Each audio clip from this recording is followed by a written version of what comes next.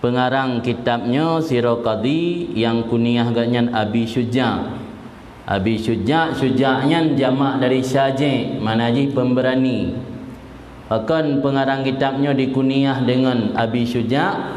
Dalam sejarah berpegang bahawa beliau termasuk salah seorang ulama yang berani menyampaikan kebenaran dan tidak takut dicaci dan dicela. Berani menegakkan kebenaran walau mendapat celaan, tidak mendapat pujian. Sehingga saking beraninya beliau digelar dengan Abi Syuja' atau Abu Syuja'. Nangannya Ahmad bin Husain Ibnu Ahmad Al-Asfihani.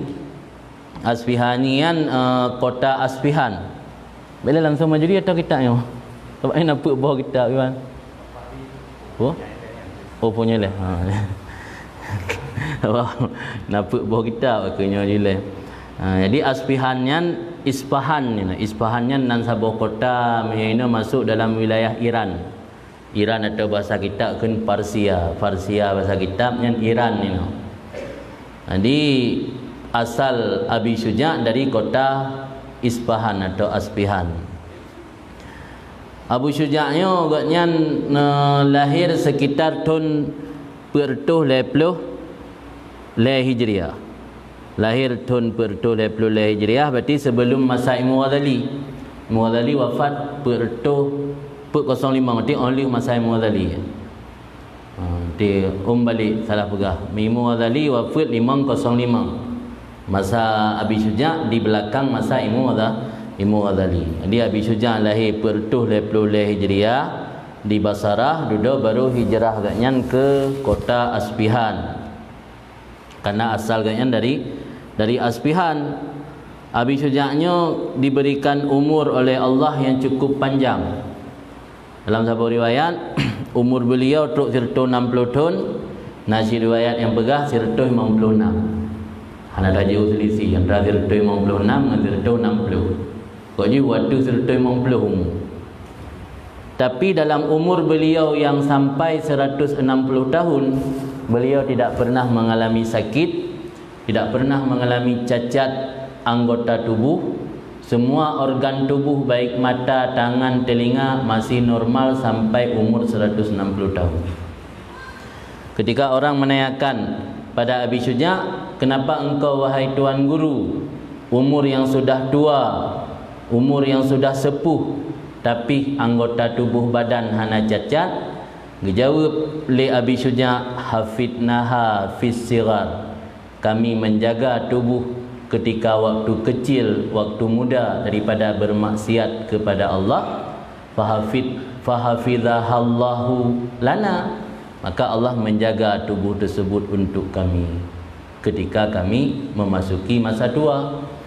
Jadi Abu Syuja' hana gerumpak penyakit dalam masa udip dan hana cedera anggota tubuh kerana dijaga daripada bermaksiat.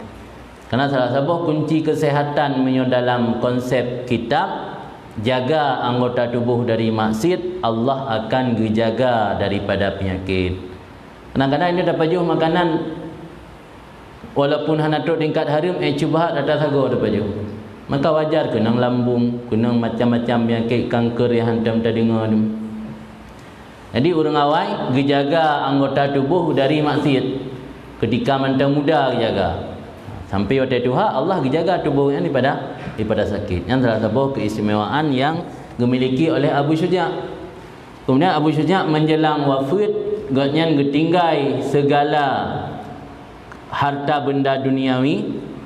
Malah nak pernah kamu cari karab truk lahir tuh miliar lebih kesedekah harta li Abu Syuja'. Ni ukuran peng ini. Abu Syuja' kesedekah peng karab truk lahir tuh miliar lebih. Getinggai mandum kemewahan duniawi, gaknya khidmat dro bak kubu Nabi di Madinah sampai wafat di Madinah. Yang sejarah Abu Syuja'. Sepintas Abu Syuja'nya bukan orang sembarangan, tapi orang yang memiliki kelebihan, orang yang memiliki karamah, kemuliaan yang diberi Allah. Karena yang ada sampaikan, kadang-kadang le orang beranggapan pengarang dan penulis kitabnya sama lagi penulis buku leweknya. Hantang sama lagi yang sama lagi penulis novel lewatnya mana beda. Padahal orang yang tulis kitab dan nyobutnya bukan manusia-manusia sembarangan, tapi manusia pilihan, manusia yang Allah berikan kemuliaan kurniaan yang luar biasa akibat ketaatan. Dan harus diyakini ton put retuh sekian getulis kitabnya, urangnya ton tiribai put retuh tiribai ton yang kau likut getulis kitabnya. Maya urangnya mentang nak urang buat kitabnya, nya salah sebuah bukti mustajabah doa kan. Mandum musannif hotel karang kitab ba ujung getulis akan Allah lun laki supaya gebi manfaat pu yang lun tulis. Terbukti tiribai ton yang kau likut gekun natayan, urangnya mentang nak urang buat. Dan kenanya dia Aceh. Yang menunjukkan berarti penulis kitabnya bukan orang biasa, tentu orang pilihan Allah, orang yang memiliki ketaatan yang luar biasa kepada Allah. Coba kita banding dengan penulis-penulis buku, kadang-kadang bestseller, buku pilihan tu. Buku-buku yang dicetak dengan cetakan yang luar biasa viral, tapi dalam hitungan tahun tenggelam, muncul buku lain. Tenggelam, muncul buku lain. Ana buku yang bertahan ratusan tahun dibaca dan dikoleksi oleh orang hana. Tapi kitabnya katiribai ton yang kau ikut sampai orangnya mendana orang pelajari. Maka lu rasa getanya hidayah punya betul-betul dengan hati yang ikhlas. Dah baca Fatihah, hati mawa ulai dia dah kasat ke Abu Syuja'. Hati mufum surah agaknya dah kasat ke agaknya, insya-Allah dengan keberkahan agaknya Allah akan petruk hajat dan keinginan getanya. Nah cerita kiai di Jawa Kiai Idrus Ramli mungkin pernah anda dengar. Pakal lembaga agaknya kerana agaknya yang cerita langsung baklung. Pernah yang dena muskil dalam kitab, kadang-kadang tawasul kepada musannif. Alhamdulillah yang kakak gebetruk oleh Allah. Sunnah hati mufhum surah tawasul.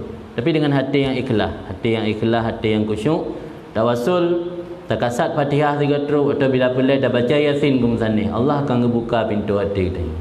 Insya-Allah mudah-mudahan.